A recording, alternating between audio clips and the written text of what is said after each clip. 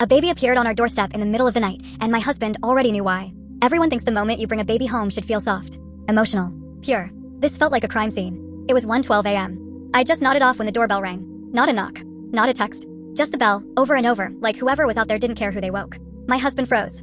I could see it in his eyes before he opened the door. There was no one on the porch, just a basket. And inside it, a tiny sleeping baby wrapped in a hospital blanket. Tucked beside the bottle was a folded piece of paper. DNA doesn't lie.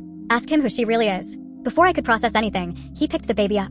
Way too fast. Like he already knew what was coming. That's ours, he said. No hesitation. No explanation. I laughed at first. A nervous, confused laugh.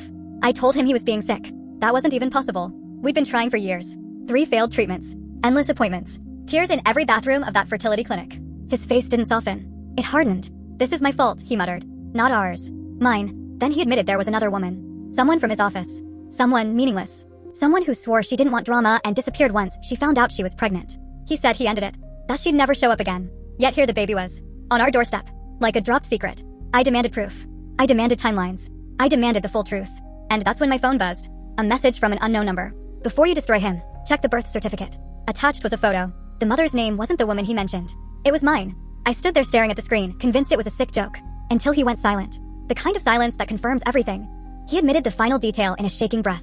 During one of our fertility treatments, he convinced a doctor we trusted to retry an embryo without my formal approval after a failed cycle. He wanted a backup plan. A miracle. Something to fix his fear of losing everything. Except that embryo hadn't failed.